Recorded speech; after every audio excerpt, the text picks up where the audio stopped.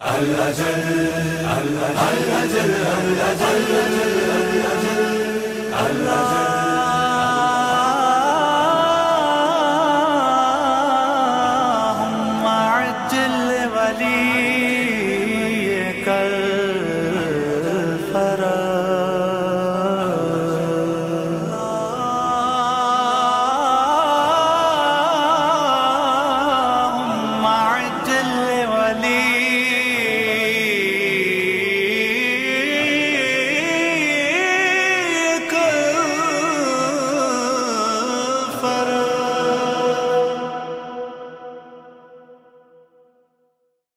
اعوذ باللہ السمیع العلیم من الشیطان اللعین الرجیم بسم اللہ الرحمن الرحیم الحمد للہ رب العالمین والصلاة والسلام علی اشرف الانبیاء والمرسلین سیدنا و مولانا ابی القاسم محمد وعلی آلہ الطیبین الطاہرین المعصومین المظلومین لا سیما علی بقیت اللہ العظم روحی و ارواح العالمین لتراب مقدمہ الفدا اما بعد فقد قال اللہ سبحانہ وتعالی بسم اللہ الرحمن الرحیم فلولا انہ کان من المسبحین للبث فی بطنہ الی یوم یبعثون صدق اللہ العلی العظیم۔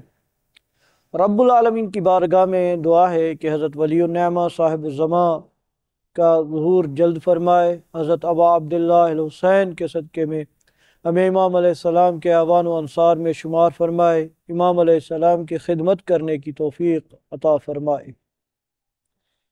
اچھا، جب یہ استدلال کیا جاتا ہے وجود حضرت صاحب الزمان کے حوالے سے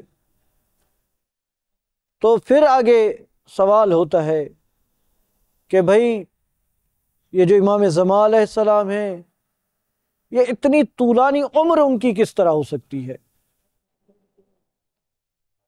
تو سب سے پہلے ہم ان افراد کو کہتے ہیں کہ بھائی یہ آپ ہم سے سوال کیوں کر رہے ہیں؟ آپ کا بھی عقیدہ ہے کہ امام مہدی علیہ السلام ہوں گے، ہم بھی کہتے ہیں کہ امام مہدی علیہ السلام ہیں۔ جب دونوں کا اتفاق ہے تو اور آپ کا یہ نظریہ ہے کہ جو امامت ہے، خلافت ہے، وہ شورا کے ذریعے بنتی ہے، تو آپ امام مہدی علیہ السلام جو 12واں امام ہے رسول اسلام کا، اس کو شورا کے ذریعے منتخب کر لے، دنیا سے جبر و ناانصافی کا خاتمہ کر دے۔ تو جواب میں یہی آئے گا ان کی طرف سے کہ بھئی یہ خدا بنائے گا، خدا بھیجے گا۔ تو ہم ان کو کہیں گے کہ بھئی جب 12واں خدا بنائے گا تو آپ نے پہلا اپنی طرف سے کیوں بنا لیا ہے؟ 12واں خدا کی طرف سے ہے تو حتمی طور پر پہلا بھی خدا کی جانب سے ہونا چاہیے۔ اس کے بعد اگلا سوال، جب یہ امام زمان علیہ السلام کے وجود کو ثابت کیا جاتا ہے تو پھر وہ استغراق اور استعجاب، تعجب کے عالم میں کہتے ہیں کہ بھئی اتنی طولانی عمر کس طرح ہو سکتی ہے؟ اصلاً یہ سوال کرنا کہ امام زمان علیہ السلام کی طولانی عمر کس طرح ہو سکتی ہے، کسی مسلمان کے زبان سے یہ کلمات ادا ہونے ہی نہیں چاہیے، بلکہ ہو ہی نہیں سکتے، ناممکن ہے۔ کیوں؟ کیونکہ سب سے پہلے تو یہ قدرت خدا پر اعتراض آتا ہے۔ خداوند عظیم اگر کسی کو بہت زیادہ لمبی عمر دینا چاہے تو آپ یا ہم میں سے کوئی اعتراض کر سکتا ہے؟ وہ خالق کے کون و مکان ہے، جس کو چاہے لمبی عمر دے، جس کی چاہے عمر کم کر دے، نمبر 1۔ نمبر 2، یہ جو امام زمان علیہ السلام کی طولانی عمر ہے، یہ کوئی انفرادی یا استثنائی مورد نہیں ہے، یہ کوئی عجیب شے نہیں ہے، عجیب چیز نہیں۔ حضرت نوح علیہ السلام کے لیے قرآن مجید فرماتا ہے کہ فَلَبِثَ فِي قَوْمِهِ أَلْفَ سَنَةٍ إِلَّا 50 عَامًا، کہ حضرت نوح علیہ السلام 1000 سے 50 سال کم اپنی قوم میں رہے، یعنی یہ 950 سال حضرت نوح علیہ السلام دین خدا کی تبلیغ کرتے رہے۔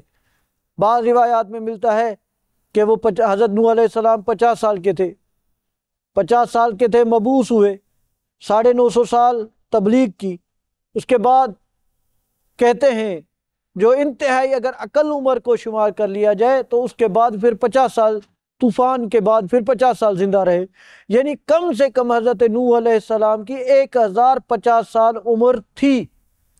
بعض روایات میں آتا ہے کہ 2500 سال تک عمر تھی۔ اچھا، یہ بھی نہیں ہے کہ حضرت نوح علیہ السلام متعدد نسلوں کی طرف بھیجے گئے تھے، نہیں، واللہ بعث فی قوم ہی، اپنی قوم کے درمیان رہے ہیں، یعنی اس وقت حضرت نوح، فقط حضرت نوح علیہ السلام کی اتنی طولانی عمر نہیں تھی، اس کی حضرت نوح علیہ السلام کی قوم میں اتنی طولانی عمر رائج تھی، اسی وجہ سے حضرت نوح علیہ السلام کی قوم کہا گیا ہے۔ جب حضرت نوح علیہ السلام اپنی قوم کے ساتھ اتنی طولانی عمر پا سکتے ہیں تو خداوند عظیم دیگر افراد کو بھی دے سکتا ہے، تو یہ مثال ہمارے لیے خداوند عظیم نے بیان کیا ہے۔ دوسرے نمبر پہ حضرت یونس ابن متی علیہ افضل الصلاۃ والسلام کے حوالے سے قرآن مجید بیان کرتا ہے کہ فلولا انہ کان من المسبحین، اگر وہ تسبیح کرنے والوں میں سے نہ ہوتے تو بطن حوت میں، مچھلی کے پیٹ میں یوم مبعث تک رہتے، قیامت کے روز تک رہتے۔